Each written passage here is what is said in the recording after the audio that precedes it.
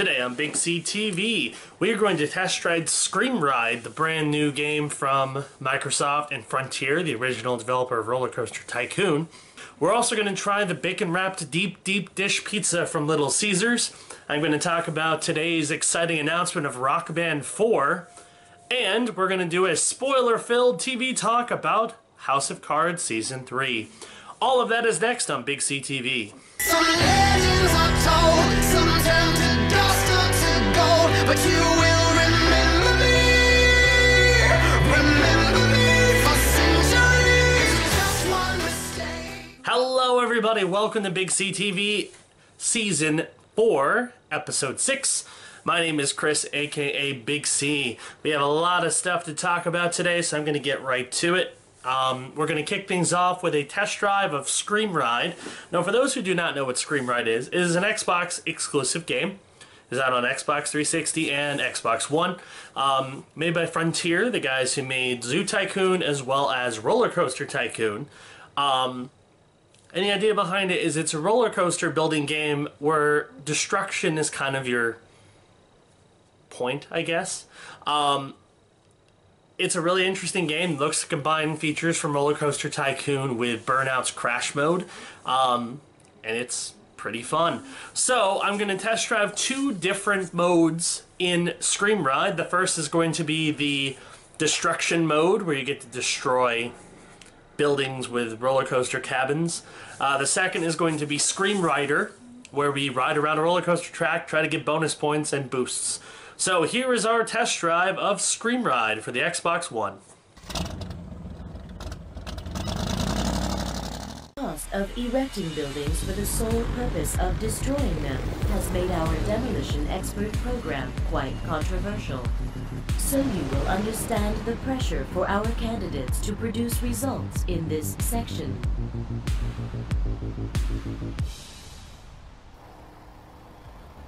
Alright, so the idea here is you need to destroy as much as you can. A keen eye is needed to detect the weak points of structures and to hit hidden explosives. This program harnesses your primal instincts to destroy for everyone's entertainment. Demolition Expert is all about causing as much destruction as possible. Score points by destroying buildings, using in-level props, and having cabins or coasters left over when you end the level.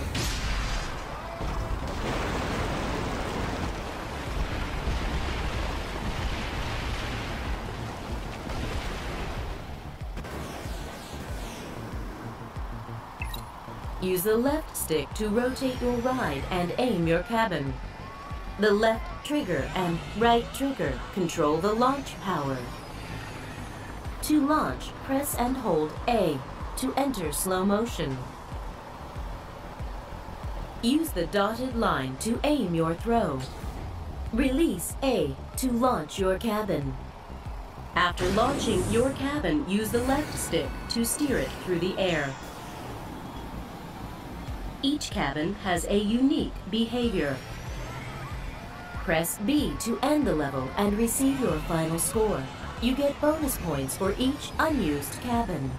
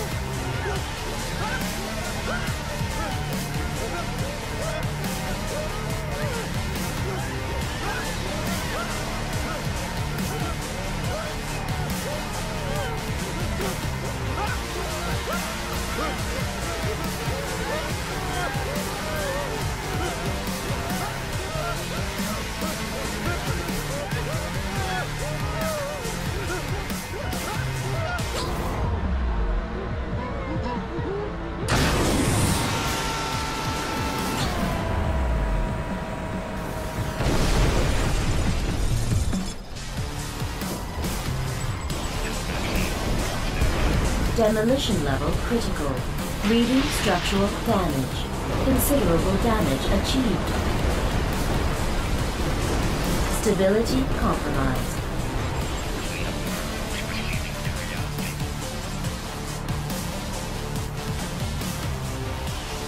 You may throw when ready.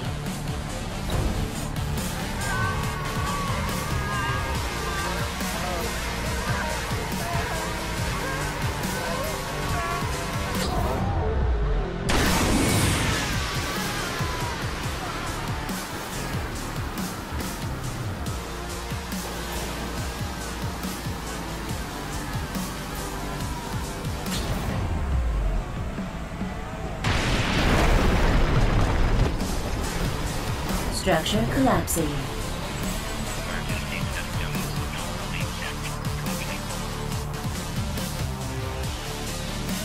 Your next throw is available.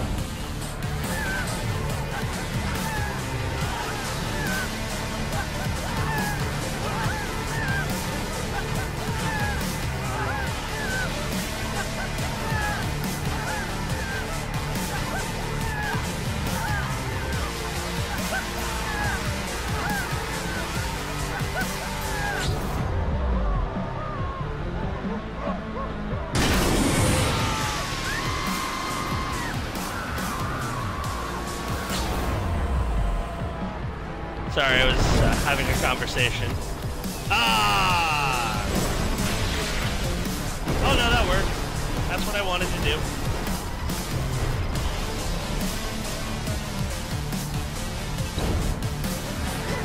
Alright, so I'm doing pretty well actually so far.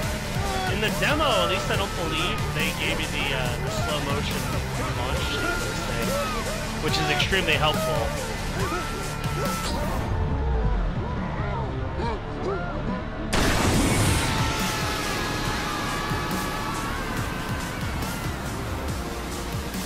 Yes. Critical damage achieved. Boom.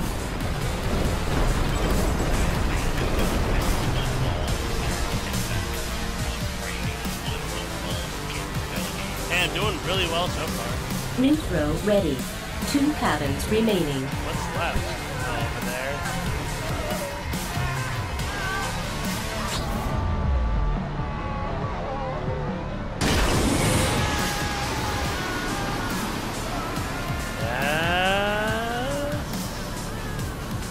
Yep, it's far enough.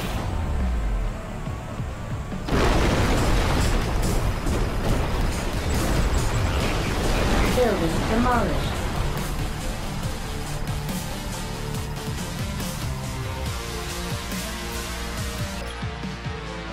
What are my objectives? Let me look.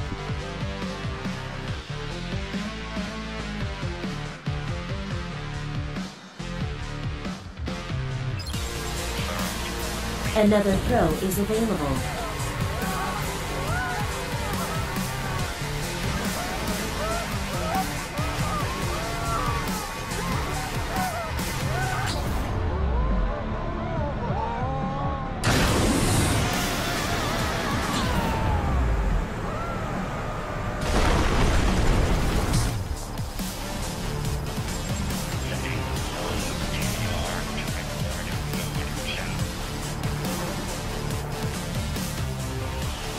Alright, that was pretty good. Riders, please enjoy your swim until the pickup team arrives. So it's funny to see the riders come back. New best Scream rating. Yeah! Humans, always wanting more. Well, today you've earned it. New items unlocked. Sweet. Destruction rating, passing grade. You're getting better at breaking things, something at which your species is generally expert. Sweet. This is where you will prove your riding ability. You will not progress to the challenges ahead until you master this one.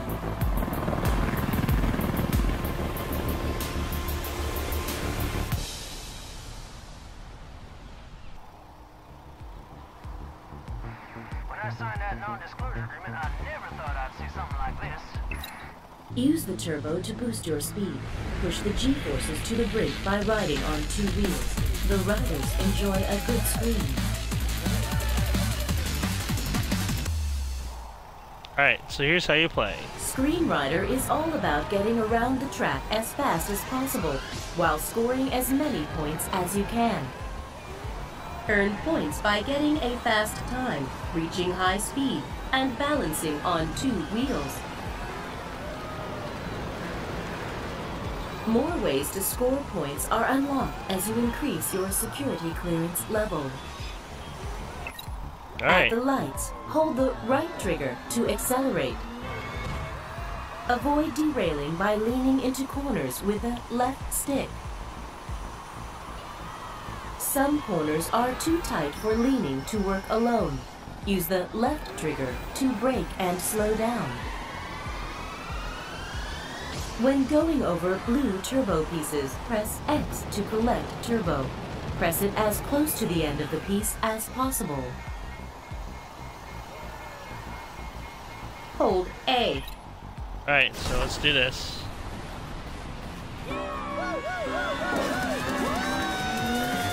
Too early. Let's do it. Perfect.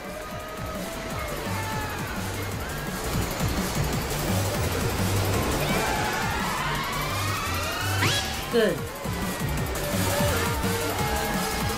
Bonus.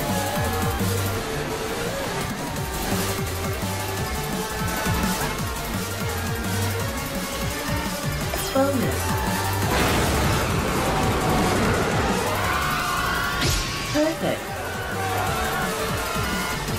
Bonus. Perfect. Bonus. Turbo extended. Bonus. Yeah, good job, team. You guys live to tell the tale. New best screen rating. Sweet. You've unlocked something new. Enjoy with our compliments. Cool. ScreamRide test passed.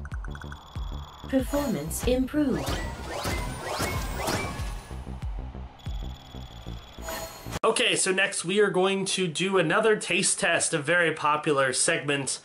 I'm very glad everyone's been enjoying taste tests as much as I've been enjoying doing it.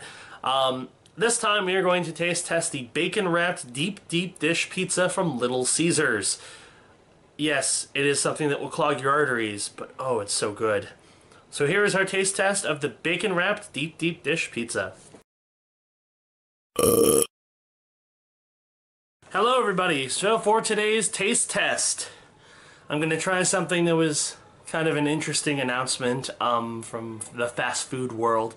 That is, Little Caesars announced a bacon-wrapped deep dish pizza.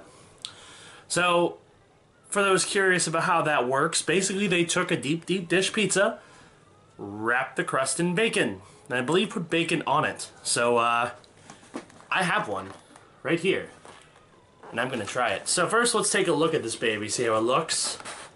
It's $12 at Little Caesars. This is what it looks like. It definitely smells of bacon. And let me turn it around real quick so you can see. And carefully, yes, the crust is wrapped in strips of bacon. So, time to take a bite of this monstrosity. Let's see how exactly it turned out. So here we go. Now obviously I need to try a bit with the bacon crust. So I'm going to eat this little corner right here and see how good it actually tastes.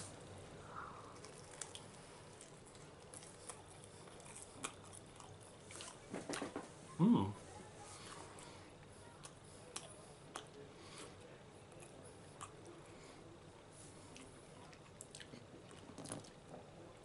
very tasty.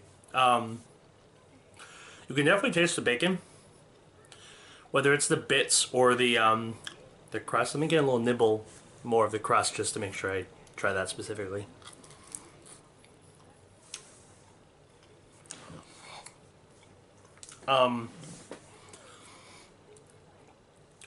more or less, it just makes it more bacony. It's a very bacony pizza, but it's quite tasty. One thing I like about Little Caesars is the fact that they're cheap and their quality is good. It's all fresh stuff. And considering, I mean, this is actually a pretty solid deep dish pizza. Plus, it's covered in bacon and pepperoni and all kinds of great flavors. So honestly, I don't know what there is not to love about it. I like it. I'm going to take one more bite, just as a demonstration.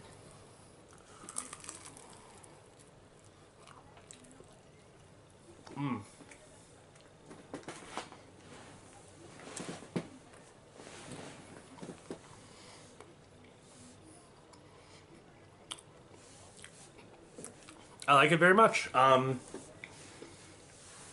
It's not something you're probably going to want to get all the time, but it's an interesting experiment. I don't think it reinvents the wheel in any way. I think it's more so a gimmick over anything. But it's a very good deep dish pizza, and if you like bacon, it's definitely got that bacon flavor to it. So I'd say give it a shot, give it a try. At least once. If you really like it, eat it again. But it's tasty for what it is. So yes, that is our taste test of the bacon-wrapped deep dish pizza from Little Caesars. It is $12 and is available for a limited time. So get it while it's hot. Pizza, pizza. You'd think I was sponsored or anything. I'm not. I wish I was. Could use somebody to do this stuff. So, yep, that's our taste test. Now back to your regularly scheduled Big C TV. Alright, so next we're going to do gaming talk. Now this is very relevant because this news literally happened today, which of course today is Thursday the 5th of March.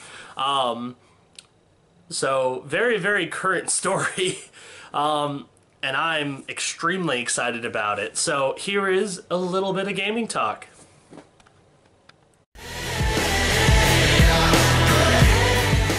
Alright, so for gaming talk, I've got one topic of note, and that, of course, is Rock Band 4.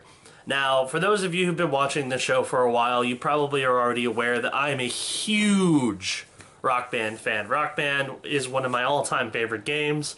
I got the first one in the whole giant package with all the instruments when it came out in 2007. I've bought every game since then, at least with one new guitar or two.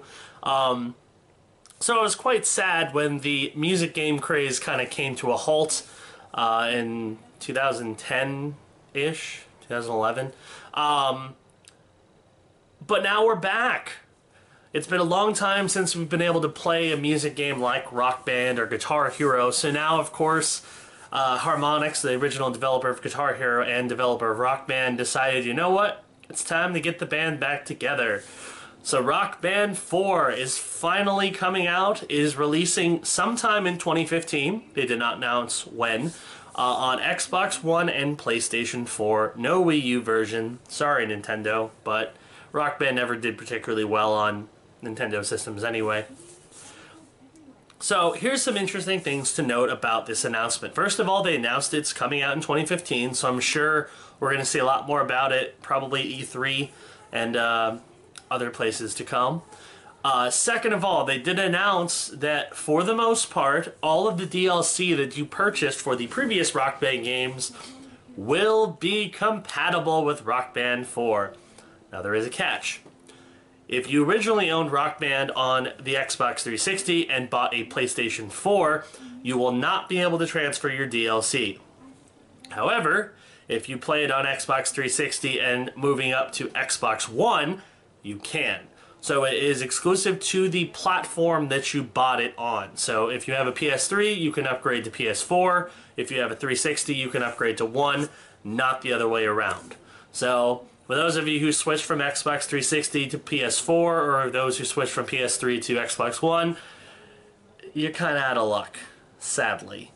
But for those in the same generation, which I've bought all of them, but all my Rock Band stuff is on Xbox 360, you're good to go.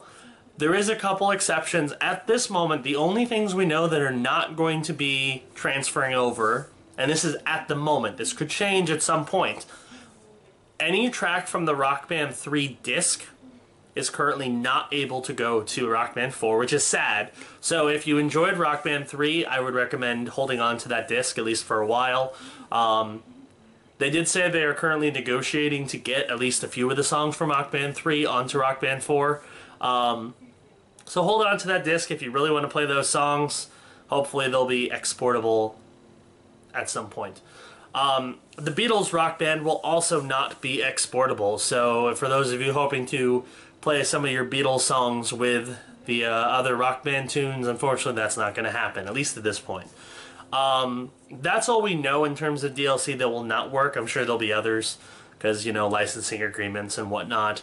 But at the moment, those are the only ones that we know will not be able to be exported to Rock Band 4. Now, for those curious about will your old instruments work on Rock Band 4, not yet. Harmonix is apparently working on an adapter that will allow you to use instruments from the Xbox 360 or PlayStation 3 on your new system. That has not been confirmed yet, nor has it been announced to be launching with Rock Band 4. So at this point, if you're planning on getting Rock Band 4, I would say plan on getting a bundle with new instruments. You're probably going to want to do that anyway, but don't lose faith that your old instruments will work eventually. They just don't work at this moment. Yeah. So that's pretty much all they've announced so far. We know it's coming. We know DLC will be compatible except Rock Band 3 and Beatles Rock Band. And we know that they're trying to make instruments work. Also, based on Harmonix's website, if you pre-order Rock Band 4, you can choose your color for your guitar and drum combo. They currently showed off 3 different color schemes. There's a black, white, and red. All 3 look really good. I especially like the red one, to be honest. It stands out a lot more. Don't know if that's going to be coming to any other retailer. I'm hoping, because I want to get mine from GameStop rather than from Harmonix's website. But hopefully that will be the case, so you can choose the color of your Rock Band bundle. But that's really exciting. So I'm sure we're going to hear much more about Rock Band 4, including the set list and other features, as we get closer to launch. Nothing was announced in terms of when it's launching. We just know 2015. I'm hoping like September. That seems pretty on the mark for Rock Band. They tend to release around September. Harmonix also announced that this will not be the return of annualized Rock Band. They're saying that Rock Band 4, like Rock Band 3 before it, is going to be an ongoing platform for its music. So do not expect Rock Band 5 to come out in 2016 or Rock Band 7 to come out in whatever. There's only going to be one for a while, and that's a good thing. That way the market doesn't get over-flooded like it was with Guitar Hero. The other thing that's kind of sad for those aspiring keyboardists, the keyboard peripheral from Rock Band 3 will not be compatible with Rock Band 4. They're going back to the core instruments only, so only expect guitar, bass, drums, and microphone. However, harmonies that were introduced in Beatles Rock Band and continued in Rock Band 3 will be returning for Rock Band 4. Okay, that's all we know about Rock Band 4. It's a very exciting time if you're a music fan and a gamer, so look for Rock Band 4 coming out later this year on PlayStation 4 and Xbox One. Now, we're going to wrap up the show with TV Talk, a segment I haven't done in a very long time, and I'm going to be discussing House of Cards Season 3. Now, I'm a big House of Cards fan. I've watched since Season 1.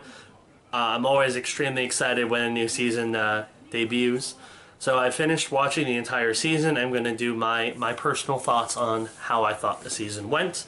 As with any version of TV Talk, I want to remind everyone that this is a spoiler zone. There will be full spoilers for House of Cards Season 3. So, if you have not finished watching House of Cards Season 3 and don't want to be spoiled, you can stop the video right here. And if you do, thank you for watching.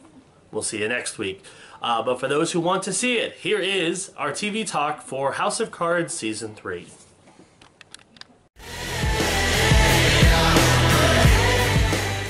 Alright, so Once again, if you did not listen to my warning beforehand, this is spoiler territory. I will be revealing spoilers for House of Cards Season 3. If you don't want to be spoiled, do not watch anymore. If you do, hi, welcome to TV Talk. So, House of Cards Season 3.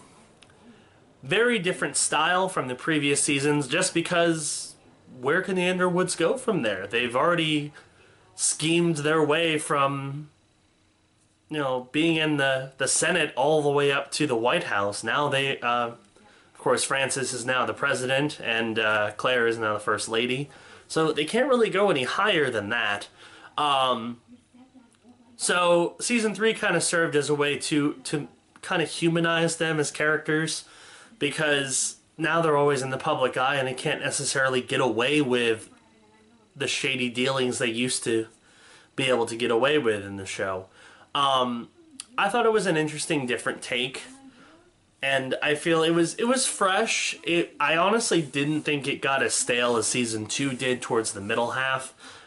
Season 2 got kind of boring towards the middle. Obviously, we were learning about his plan to, you know, get all the way up to the presidency, but Season 3 was a little bit more exciting. I think the main focus of this season definitely seemed to be the relationship between Frank and Claire, and that a lot of it was based on lies. And you thought, I mean, especially after watching the first 2 seasons, that their relationship was, you know, rock solid and that nothing was going to change. The problem is it's not really the case, especially towards the end in the season finale, where Claire told him that she was going to leave him. I actually had a feeling that was coming. I hoped that wasn't the case, just because I think they're great together, but I had a feeling that was coming. So it's going to be very interesting to see the direction the House of Cards goes from this point, just because, I mean, they've definitely hit a turning point. Francis is not as invincible as he thought he was, and I'm curious as to whether they're going to continue the campaign storyline, or maybe he lost his re-election bid, or maybe he won, I don't know. But it'll certainly be interesting to see what direction the show goes in from here. Of course, we learned a lot more about Doug Stamper throughout the course of Season 3. He was one of the much more primary characters this season than he had been in the past. We learned a lot about his psyche, and his obsession with this woman who attempted to kill him. Almost did. Thankfully, he didn't die. And then, you know, kind of feeling left out of the plan with Francis. I mean, it was very interesting to see his psyche, but definitely he's got a very strange relationship with the Underwoods, and he proved that. Especially at the end when he finally got his wish. He got to be the chief of staff for the White House, and he also got to murder this woman who attempted to kill him. That episode, I think that was the season finale episode as well. That was a very interesting episode, just because we learned a lot more about Frank and Claire's relationship and how damaged it was. We also learned, like, a bit more about Doug and how I honestly thought, especially towards the end when, you know, he showed his soft side, he let her go. I had a hunch he was going to turn back and try to run her over. I wasn't sure, but especially that shot where you see her face being buried. I mean, they didn't show it like they did with Zoe. Sorry, I was about to say Chloe. With Zoe's death in the beginning of Season 2. But, I mean, it's definitely a shock factor. Like, you thought, you know, he was going to let this woman live out her life, but nope. Change of heart and change of plans. So we'll see if that comes back to haunt him, and maybe the entire plan over the course of the next few seasons of House of Cards. But I liked it. I thought it was a very good season. Definitely had a little bit of a different flair from the other 2 seasons, and I think it was a good thing. You don't want a show to become, you know, a one-note success. So it's good that they decided, you know, let's mix things up. Let's give them more of a downer year, and then maybe the next year they'll be going back up. So I definitely enjoyed Season 3 of House of Cards. Definitely recommend watching it. However, if you've not watched the other 2 seasons, don't watch it. Watch all of them in a row. You have no reason not to, because it's a Netflix show. Every single episode is on Netflix. Watch all of them. So, definitely a good show, definitely a good season, and I'm very excited to see what next season brings to the table. That's going to do it for this episode of Big C TV. I am Chris. Thank you for watching. Look for plenty more new episodes throughout the run of Season 4. I'm very, very proud of the fact that we have not missed a week yet. It's been 6 episodes. We've been going for 6 weeks. Haven't missed an episode. Haven't had any kind of delays. Knock on wood, that is going to continue. So thank you for watching, and look for more episodes, including a new one next week. Thanks.